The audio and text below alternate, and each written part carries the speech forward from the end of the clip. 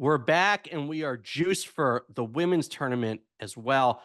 Peter, there's been a lack of analytics in women's basketball for a while. And we've started, look, our model isn't as refined as it is on the men's side yet, just because there's not as much data available. But we're able to come up with basic power rankings of women's basketball teams in a way that isn't out there much. And it's already showing us a lot of value, right? Yes. I think there's a big picture here, which is that in a lot of women's sports, the analytics are lagging men's sports by years, if not decades. And Jordan, what happens when you don't have good, reliable numbers to base judgments on? Here's what happens. The same old stuff that we used to see in the men's rankings and the men's tournament and the men's polls in football and basketball happens to the women. If your team is famous, you're overrated. Unless you get too famous and you don't meet everybody's expectations, in which case you may be so famous that you become underrated, right? We all know how that works.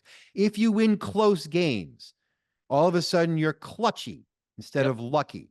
And then finally, there's massive recency bias, okay? Now, look, if you have an easy tournament, right, if an easy conference, I mean to say, then you may suffer a lot of losses early in the season and look better late. If you don't, it will be the reverse.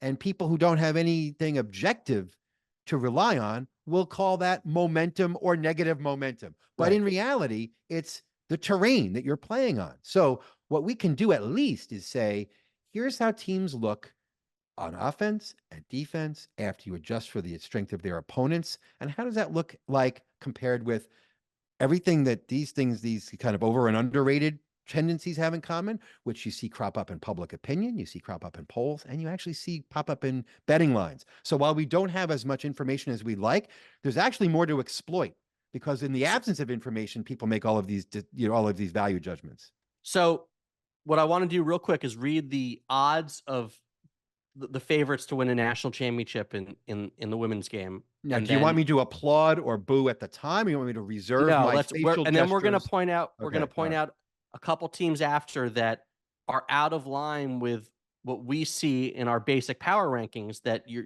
through just a statistical lens, as Peter. So I will not heckle you as you run through a few of these. I'll keep it quiet. Go ahead. So first, South Carolina is minus 120 to win the title. In other words, you're not even getting even odds. It's the classic South Carolina or the field bet. Okay, so that's how heavy a favorite they are. Second is Iowa at plus 600, LSU plus 700, UConn plus 1,500, Stanford plus 1,600, Texas plus 2,000, Ohio State plus 2,500, UCLA plus 3,500, NC State plus 4,000, USC plus 5,000, Notre Dame plus 5,000, and then you're getting into Virginia Tech and Utah at plus 7,500. Now, Peter, so hearing those gambling odds, I can see the dollar signs lighting up in your eyeballs, because I think you found value in a couple picks, right? So Jordan, did I say if you're famous, you're overrated? Let's run through those top three. South Carolina is worse than even money to win. Iowa's number 2, and LSU is number 3.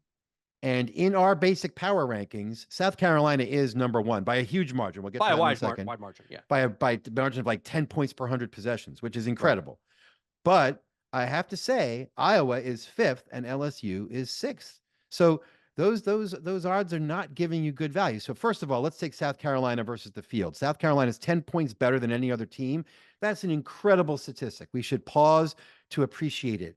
But that does not mean they're a better choice in the field to win, because there is more parity in the women's game now. There are more good teams. That means especially there's been an increasing concentration of good players, very good players on very good teams. ESPN just ran a simulation. Was it 1,000, 10,000 times? I think they ran the tournament. South Carolina won 39.1% of the time. Again, that's a staggering number. Like, you wouldn't find the Celtics or, even the dynasty Patriots winning 40% of the time, but you should not pick. But you still take the field. You still take the field. You still take the field given those odds. So that's the first thing to point out. The second thing is there are 2 teams I think that really stick out in terms of the value. Let's just go through it. You said UConn is plus 1,500, right? We've got UConn. Our model rates it as the second best team in the country. The Huskies have, which is interesting because right now they're projected as a 3 seed. First of all, right.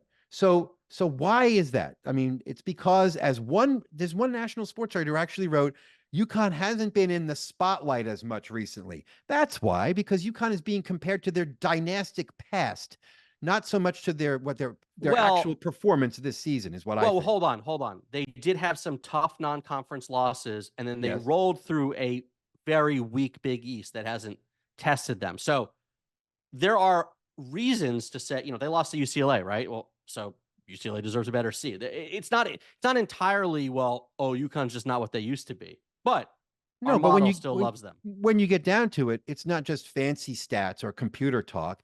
It's that they have outscored their opponents after adjusting for the strength of their schedule, which overall is pretty tough. Not a cakewalk just because they played some really easy Big East opponents in their conference tournament. And they did. I mean, the final, didn't they beat Georgetown 78-42? They destroyed them. But maybe that means they were easy. Maybe it means UConn's really great. But anyway, if you adjust for that as best we can, they have the number 2 margin in the country, over 50 points per 100 possessions, better than average. South Carolina is up at 60. So now look, UConn has not been in close games. Okay, they're 0-5 against the very top teams, and they have not even had. Jordan, this is a cool stat.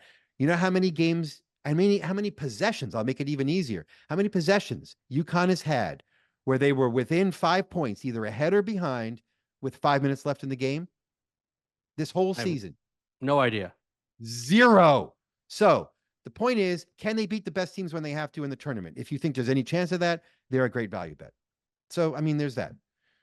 And I think we also think UCLA is a pretty good value bet, don't we? So that's the interesting one to me. Yeah. I mean, because you're getting plus 3,500 odds for a team that's coming out of a really tough conference and right now is projected as a 2 seed. And by the way, early in the season, beat your UConn Huskies by 11 points. That's right. So why are they down a little bit? Because they lost by 2 points to Oregon State, and because they lost in double overtime in the Pac-12 semifinal to USC, and they just didn't get a shot off at the end of regulation or the end of the first overtime. So it looked ugly, but it was their close losses. This is what I'm saying. Recency bias and close games do not trump a season's worth of outscoring your opponents. If you think UCLA has even a 3% or 4 or 5% chance, which I think is reasonable, to win the national championship, plus 3,500 is good odds. I think all those Pac-12 teams are really interesting for a variety of reasons. I think Stanford also is a little bit underrated, even though they're projected to be a 1 seed. You can get them at plus 1,600 right now. Peter, Utah is a real long shot from that conference at plus 7,500. But our model even likes them, right? They're a top 10 team. They're just not famous. They don't have the superstar power. They're not as famous as LSU or some of the other teams or Notre Dame. They were great last year too. They're over 40 points better than average, which is pretty impressive. Right, and those teams, it's worth mentioning: Stanford, Utah, USC, UCLA, Colorado earlier in the season, especially. Those teams have beat up on each other, and so we may not be. That's the counter argument to UConn, right? Is that, of course, these teams are losing games. They're playing each other. Right. Although UConn won't have to face a really tough one of those teams until the Final Four, the way things are going. They'll face Stanford in the Final Four if the way things play out now looks. If they're a things 3 now seed, play out. I mean, right now, right? Like, in the most recent bracketology, you could be looking at a good team in the Sweet 16, right? Yeah, but I mean, I'm just trying to make you question yourself about UConn. But Paige Beckers is averaging 27 points a game over her last 6 games, and seems to be rounding into form after last year's ACL. Keep an eye on Lauren Betts at UCLA, our other value team too, a center who's shooting 65%. UCLA is number 1 in the country in total rebounding percentage, number 2 in offensive rebounding percentage. Both UConn, because of their guards, and UCLA, because of their inside play, do what safe Giants should do. They do not throw the ball away, and they choke off opponent's shooting percentage. So there you have it. I like them for statistical reasons too. There you have it. Root for your wounded assassins on the men's side. Take the field on the women's side, but we're going to dig much deeper into all this early next week when the brackets are out and the tournament is about to begin. We can't wait. Until then, I'm Jordan. That's Peter. Enjoy March.